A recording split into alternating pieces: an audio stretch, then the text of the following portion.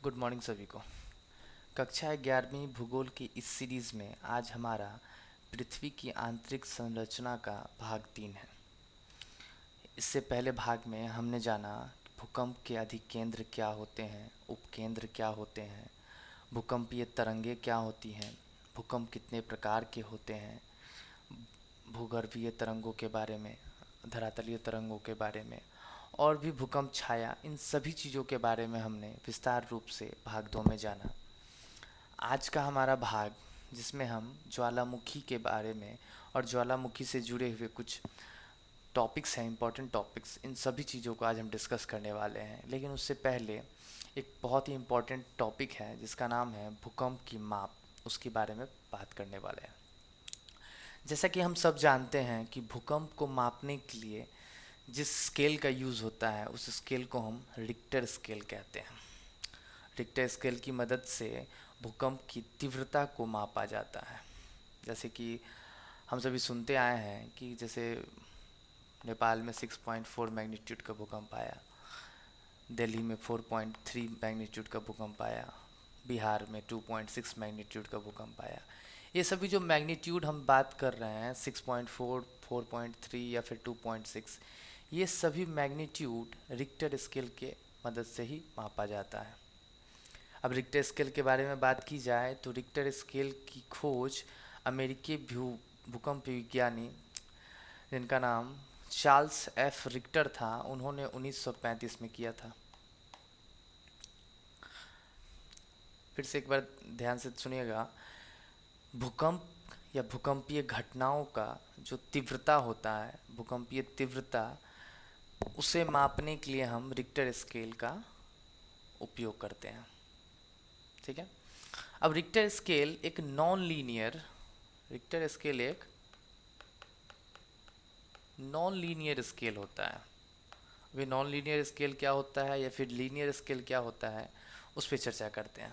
होता है जब मैं लीनियर स्केल की बात करता हूँ तो लीनियर स्केल अगर मान लीजिए एक स्केल है जहाँ पे काउंटिंग 1 2 से 10 तक है, तो नॉर्मल जो लीनियर स्केल हम लोग स्कूल या फिर कॉलेज में यूज़ करते हैं उसके अनुसार अगर 10th का हाफ बोला जाए तो ऑब्वियसली ये 5 होगा।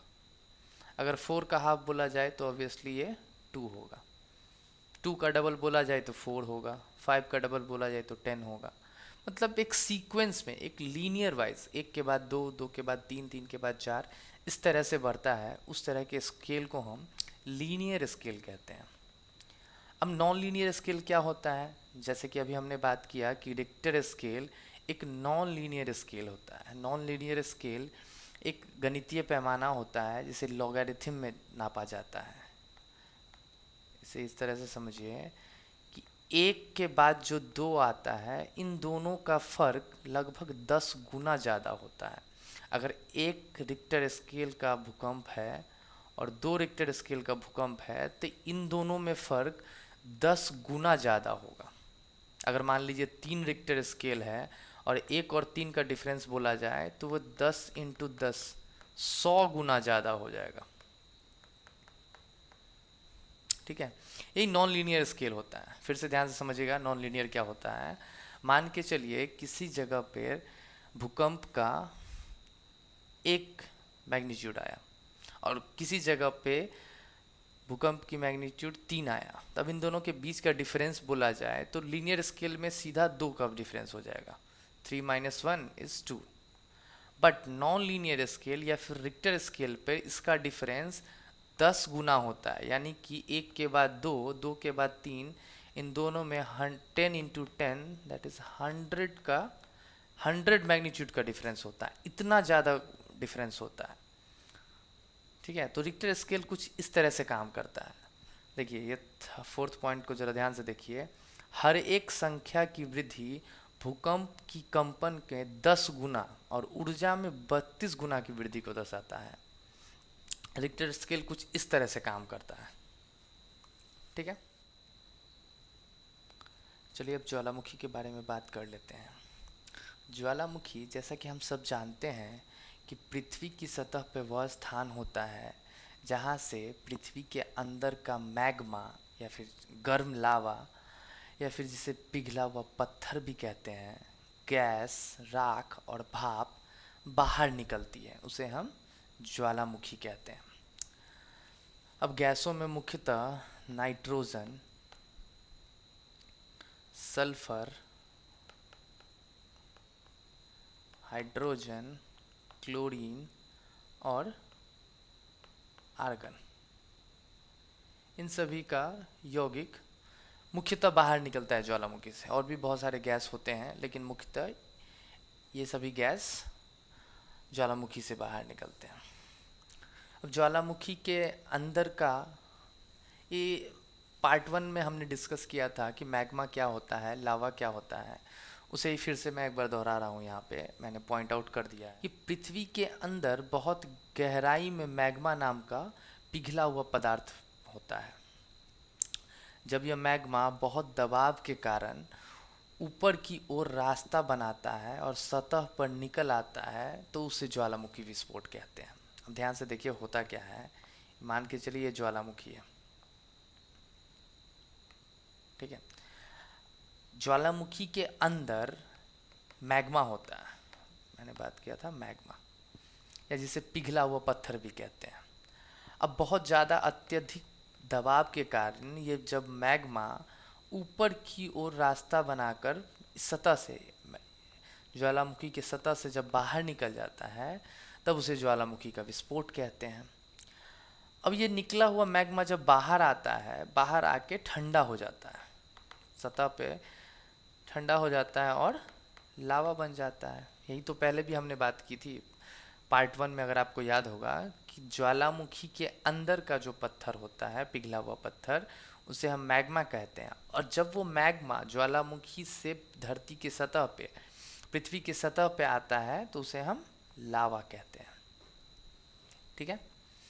फिर से एक बार रिवाइज कर लेते हैं। ज्वालामुखी पृथ्वी की सतह का वह स्थान होता है जहाँ से पृथ्वी के अंदर का मैग्मा, गैस, भाप और राख निकलती है, उसे हम ज्वालामुखी कहते हैं, ठीक है। अब ज्वालामुखी मुख्यतः 3 प्रकार के होते हैं। सबसे पहला सक्रिय ज्वालामुखी। ये ऐसे ज्वालामुखी होते हैं जो समय समय पर फटते रहते हैं, नियमित रूप से विस्फोट या उद्गार होते रहता है, वैसे ज्वालामुखी को हम सक्रिय ज्वालामुखी कहते हैं। इसके उदाहरण की बात की जाए तो इटली का एटना और स्ट्रोम्बोली ज्वालामुखी सक्रिय ज्वालामुखी कहलाते हैं। हमारे भारत का अंडमान निकोबार द्वीप का बैरन द्वीप का ज्वालामुखी भी एक सक्रिय ज्वालामुखी है। ये रहा पिक्चर उसका, मैंने एक पिक्चर लगा दिया है बैरन द्वीप का ज्वालामुखी का। दूसरा ज्वालामुखी का प्रकार में प्रशुद्ध ज्वालामुखी या फिर डोरमेंट वोल्केनो कहा जाता है। ये ऐसे ज्वालामुखी होते हैं जो हाल में के इतिहास में नहीं फटे हैं, लेकिन इन ज्वालामुखी का भविष्य से फटने की संभावना बनी रहती है। जैसा कि पहला भाग था ज्वालामुखी के प्रकार में सक्रिय ज्वालामुखी, जो समय समय पर फटते रहते हैं। लेकिन ये दूसरा प्रसूत ज्वालामुखी में ऐसे ज्वालामुखी होते हैं जिनका हाल में के इतिहास में कोई न्यूज़ नहीं आया है कि ये ज्वालामुखी फटे हैं, लेकिन इस पे डाउट रहता है कि ये भविष्य में फट सकते हैं। इसीलिए इन्हें सोया हुआ ज्वालामुखी भी कहते हैं, क्योंकि यह वर्तमान में शांत है, लेकिन यह कभी भी सक्रिय हो सकता है, ठीक है।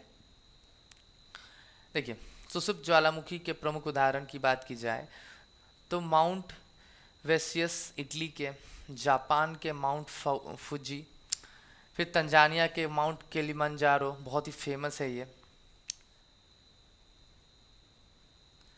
और भारत के अंडमान निकोबार द्वीप समूह पे नारकोंडम आइलैंड, ये यहाँ पे पिक्चर के नीचे चला गया है नाम इसका, नारकोंडम आइलैंड। इसे प्रसूत ज्वालामुखी या फिर सोया हुआ ज्वालामुखी माना जाता है। चलिए अब बढ़ते हैं निष्क्रिय ज्वालामुखी के बारे में। निष्क्रिय ज्वालामुखी के बारे में बात की जाए, ये ऐसे ज्वालामुखी होते हैं जिसमें विस्फोट प्रायः बंद हो चुके हैं और भविष्य में भी विस्फोट होने की संभावना ना के बराबर होती है। इसका सबसे अच्छा उदाहरण म्यांमार का पोपा ज्वालामुखी है। म्यांमार का पोपा ज्वालामुखी अगर आप सभी जानते होंगे तो ये एक तीर्थ स्थल बन चुका है अभी के समय में। का माना जाता है कि लगभग 8000 ईसा पूर्व अनुमान लगाया जाता है, एग्जैक्ट डेटा नहीं है, बट 8000 ईसा पूर्व इस ज्वालामुखी का विस्फोट हुआ था। लेकिन उसके बाद से ये ज्वालामुखी अभी तक शांत है और भविष्य में भी इसके फटने की कोई आशंका नहीं है। तो इस तरह के ज्वालामुखी को निष्क्रिय ज्वालामुखी या फिर एक्सटिंक्ट वोल्केनो भी कहा जाता है। चलिए अब हम सील्ड वोल्केनो के बारे में बात करते हैं। सील्ड ज्वालामुखी एक बड़े चौड़े और हल्के ढलान वाले ज्वालामुखी होते हैं। ये देखिए इस पिक्चर में आप देख पा रहे होंगे, हल्के ढलान वाले ज्वालामुखी होते हैं। इसकी तुलना प्रायः जमीन पर पड़ी हुई योद्धा के ढाल की तरह, देखिए देख रहे हैं सील्ड की तरह एक सब पिक्चर है, योद्धा के ढाल से की जाती है, इसीलिए इसका नाम भी सील्ड ज्वालामुखी रखा गया है। ये देखिए पहला पॉइंट, एक प्रकार का विशाल ज्वालामुखी है जिसका आकार जमीन पर रखी योद्धा का ढाल जैसे होता है। अब सील्ड बनती कैसे है उसके बारे में बात कर लेते हैं। तो सील्ड ज्वालामुखी बेसाल्टिक लावा के बार बार लंबे समय तक होने वाले विस्फोट से बनते हैं। अब बेसाल्टिक लावा क्या होता है, ठीक है, यहाँ देखिए, यह अत्यधिक तरल बेसाल्टिक लावा से बनता है जो विस्फोट के समय दूर दूर तक बह जाते हैं, जिसके कारण ये सील्ड वोल्केनो बनता है। अब बेसाल्टिक लावा क्या होता है? बेसाल्टिक लावा एक तरह का पिघला हुआ चट्टान होता है जिसमें ज़्यादातर मात्रा में लोहा और मैग्नीशियम होता है और सिलिका बहुत कम मात्रा में होता है। अब जिसके कारण होता ये है कि ये जो बेसाल्टिक लावा बाहर निकलता है उस वोल्केनो से, ये कम चिपचिपा होता है, ये कम चिपचिपा होता है, जिसके कारण इस तरह का आकृति एक जेंटल स्लोप टाइप का आकृति बनता है और ये सील्ड ज्वालामुखी का आकार देता है। मोना लोआ इसके प्रमुख उदाहरण है। ठीक है, अब हम बात करते हैं मिश्रित ज्वालामुखी के बारे में। मिश्रित ज्वालामुखी जिसे स्ट्रैटोवोल्केनो भी कहा जाता है, ये एक लंबे शंखावाकार ज्वालामुखी होता है। ये देख पा रहे होंगे आप, एक शंकु के तरह वोल्केनो होता है। ठीक है, इसका निर्माण गाढ़े लावा, राख और अन्य ज्वालामुखी मलबे की कई परतों से जमने से होती है।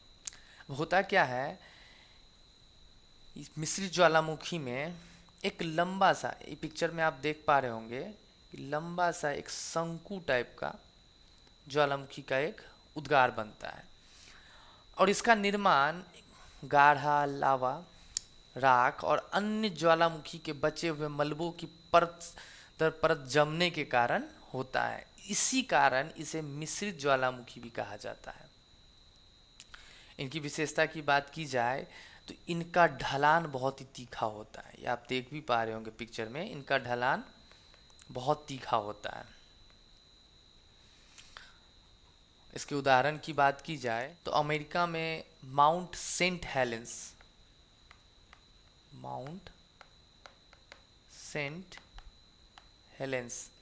ये पिक्चर वहीं का है, माउंट सेंट हेलेंस जो कि अमेरिका में है।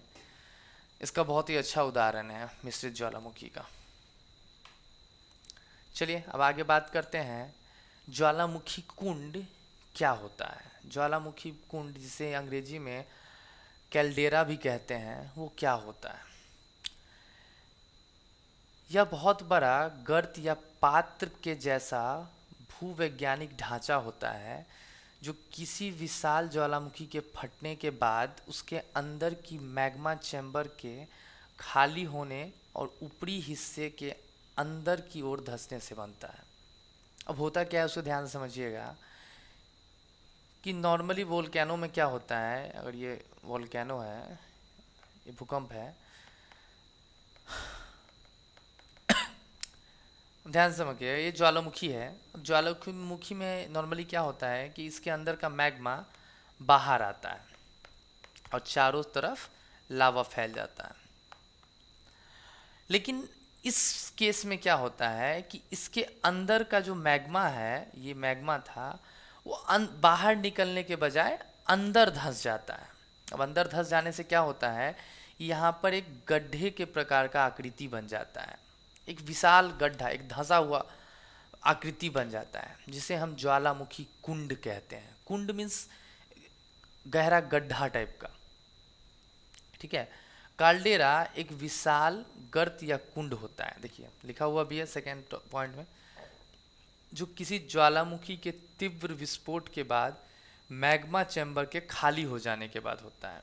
जो मैग्मा चैम्बर है नॉर्मली ज्वालामुखी में बाहर आ जाता है, लेकिन कुछ केस में जब ये मैग्मा चैम्बर खुद ब खुद नीचे के तरफ ही धंस जाता है, और इसी कारण ये जो खाली बची हुई जगह थी वो एक गड्ढे की तरह हो जाता है, जिसे हम ज्वालामुखी कुंड या फिर कैल्डेरा भी कहते हैं। यह अक्सर ज्वालामुखी क्रेटर का ही एक बड़ा रूप होता है। ज्वालामुखी क्रेटर क्या होता है उसे हम नेक्स्ट स्लाइड में पढ़ने वाले हैं, लेकिन ये ज्वालामुखी क्रेटर का ही एक बड़ा रूप को हम कैल्डेरा कहते हैं, ठीक है। उदाहरण के लिए एवरेस्ट पर्वत के पास कैल्डेरा झील, एक प्रसिद्ध कैल्डेरा झील भी है, जिसे हम ज्वालामुखी कुंड की तरह समझ सकते हैं। कैल्डेरा शब्द स्पेनिश काल्डेरा से आया है, जिसका अर्थ होता है खाना पकाने का बर्तन। नॉर्मली ज्वालामुखी कुंड को कढ़ाई भी कहा जाता है, एक हिंदी का वर्ड होता है कढ़ाई। नॉर्मली आप लोग कढ़ाई देखे होंगे, इस तरह की आवृत्ति में होता है, जो कि अंदर की तरफ धंसा होता है। तो ज्वालामुखी कुंड को भी कुछ इस तरह से देखा जाता है, जब यहाँ का इतनी दूर का मैग्मा ज्वालामुखी के प्रभाव के बाद, उद्गार के बाद खुद ब खुद धंस जाता है, तो ये जो जगह, जो रेड एरिया है, वो धंसा हुआ रहता है, एक कढ़ाई की तरह धंसा हुआ रहता है, जिसे हम कैल्डेरा या फिर ज्वालामुखी कुंड भी कहते हैं। ज्वालामुखी का क्रेटर का एक बड़ा रूप अभी हमने पढ़ा था ना, कि कैल्डेरा ज्वालामुखी क्रेटर का ही एक बड़ा रूप होता है। ज्वालामुखी क्रेटर क्या होता है उसे भी ध्यान से समझिएगा, कि ज्वालामुखी के शीर्ष पे बना हुआ एक गोल या कटोरे के आकार का जो गड्ढा होता है, बार बार हम ज्वालामुखी का पिक्चर इस तरफ से बना रहे हैं, ये जो गोल कटोरे की तरह जो आकृति होता है, ये जो आकृति होता है, इसे ही हम क्रेटर कहते हैं। इस क्रेटर की मदद से ही या फिर इस क्रेटर के रास्ते ही ज्वालामुखी से लावा, गैस और अन्य ज्वालामुखी पदार्थ जो भी होते हैं वो सभी बाहर निकलते हैं, ठीक है। इसे ज्वालामुखी वीवर भी कहते हैं। अब इन दोनों में थोड़ा डिफरेंस जान लेते हैं कि क्रेटर क्या होता है और कैल्डेरा में क्या डिफरेंस है, वो दोनों में थोड़ा सा जान लेते हैं। अब आकार की बात की जाए तो क्रेटर छोटा होता है आकार में, और कैल्डेरा बहुत बड़ा होता है। निर्माण की बात की जाए तो सामान्य विस्फोट से वेग के आसपास का भाग उड़ना या धंसना, उससे क्रेटर बनता है।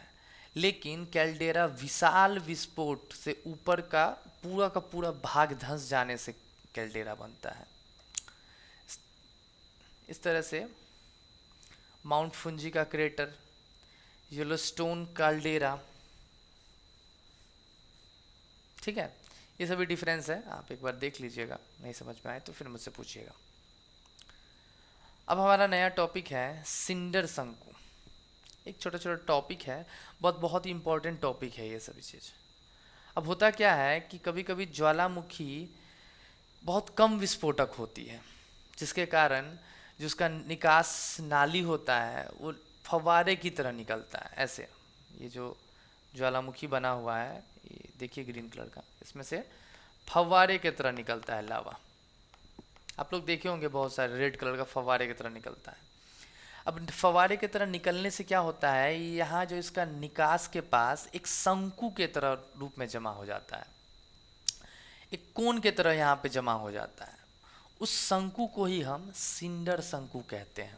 एक बार फिर से ध्यान से सुनिएगा कि कभी कभी ज्वालामुखी विस्फोटक प्रवृत्ति की होते हैं, उसका नाली की इसके क्रेटर से, ये जो क्रेटर है उसके क्रेटर से लावा फव्वारे के रूप में निकलता है, जिसके कारण इसके निकास नली के पास शंकु की आवृत्ति बन जाती है, जिसे हम सिंडर शंकु कहते हैं।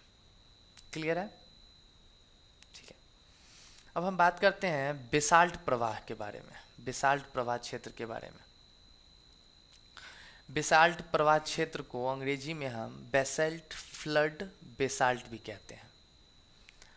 यह एक विशाल भूभाग होता है जो बेसाल्ट लावा के बार बार बाहर बहने और जमने के कारण होता है। बेसाल्ट लावा क्या होता है? अभी हमने थोड़ी देर पहले जाना कि बेसाल्ट लावा नॉर्मली एक पिघली हुई चट्टान होती है जिसमें मोस्टली लोहा और मैग्नीशियम ज़्यादा मात्रा में होता है और सिलिका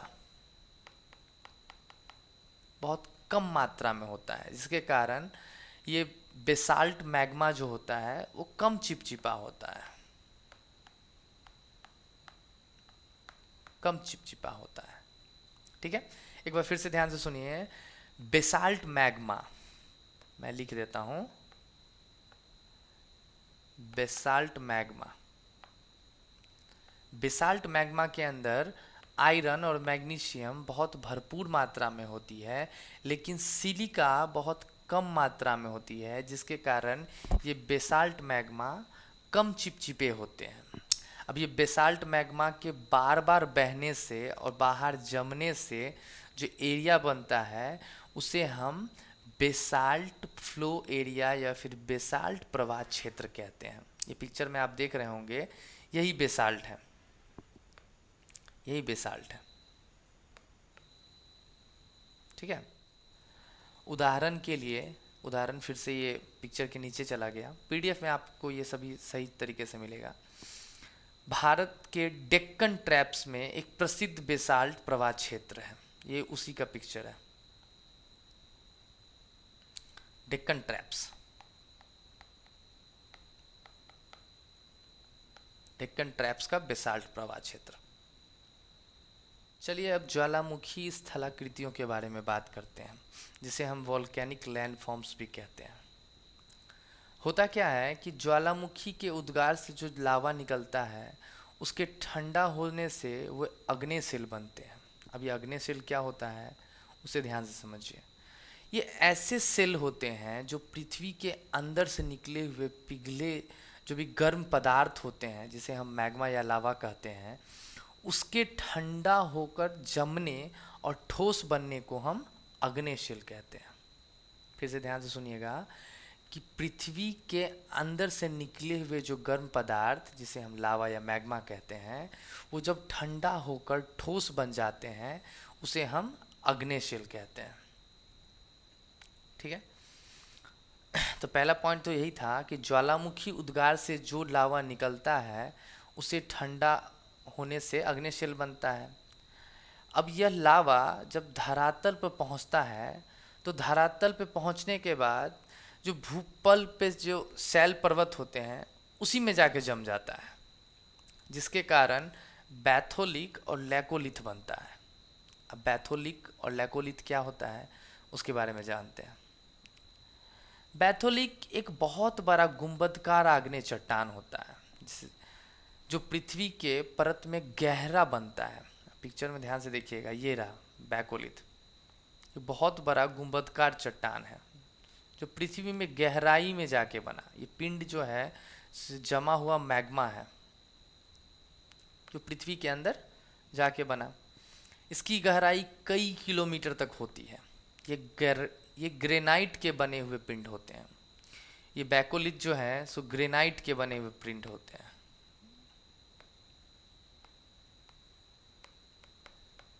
ग्रेनाइट के बने हुए पिंड होते हैं।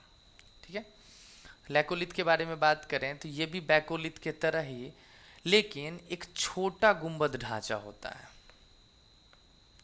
जो तलहटी चट्टानों की परतों के बीच मैग्मा के घुसने और जमने से बनता है। देखिए, लैकोलिथ भी बैकोलिथ की तरह ही होता है, लेकिन इसकी गहराई बैकोलिथ के मुकाबले कम होती है और ये छोटा गुंबदकार होता है। ठीक है, देखिए लास्ट पॉइंट ध्यान से देखिएगा, इन दोनों भू आकृतियों में मुख्य अंतर इनकी गहराई का ही होता है। जैसे अभी हमने बात भी किया कि बैकोलिथ एक बहुत बड़ा गुंबदीय आग्नेय चट्टान, अगर पृथ्वी के अंदर बहुत बड़ा गुंबदीय चट्टान है ये, तो उसे हम बैकोलिथ कहेंगे, और वही जब छोटा गुंबदीय चट्टान है तो उसे हम लैकोलिथ कहेंगे। इजी है। चलिए अब हम सील और शीट के बारे में बात करते हैं। सील या शीट, भूगर्भ में जब लावा क्षैतिज तल में चादर के रूप में ठंडा होता है, कि होता क्या है कि भूगर्भ में जब लावा क्षैतिज तल मीन्स हॉरिजॉन्टल प्लेन, हॉरिजॉन्टल, इस तरह से अगर लावा ठंडा होता है जमीन पे, इमेजिन करिए ये धरती है, ये अर्थ है, और धरती के ऊपर अगर लावा इस तरह से एक चादर के रूप में ठंडा होता है, और अगर ये मोटी चादर है तो इसे हम सील कहेंगे। और अगर ये ठंडा हुआ, फिर से आइए, ये पृथ्वी हो गया, और पृथ्वी पर ये लावा पतली चादर के रूप में ठंडी हो रही है, पतली चादर के रूप में, तो इसे हम शीट कहेंगे। फिर से ध्यान से समझिए कि जब लावा चादर के रूप में क्षैतिज तरीके से धरती पे क्षैतिज तरीके से, मतलब एक चादर के रूप में बिछा दो, ये धरती हो गई अगर, और धरती पर लावा एक चादर के रूप में ठंडा हो रहा है, और वो चादर अगर मोटा है तो उसे हम सील कहेंगे। और वही फिर से आइए, पृथ्वी पर वही लावा का चादर अगर पतला है तो उसे हम शीट कहेंगे। क्लियर? अब डाइक किसे कहते हैं?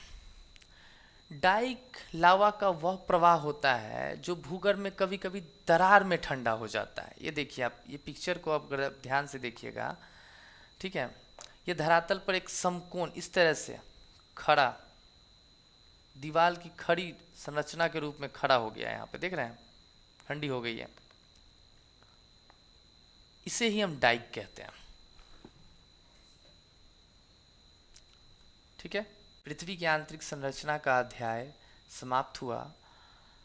डिस्क्रिप्शन में दिया गया टेलीग्राम चैनल ज्वाइन कर लीजिए आप सभी, और जो कुछ भी डाउट या किसी टॉपिक में दिक्कत आ रही होगी तो आप हमसे वहाँ पे पूछ सकते हैं। चलिए, थैंक यू।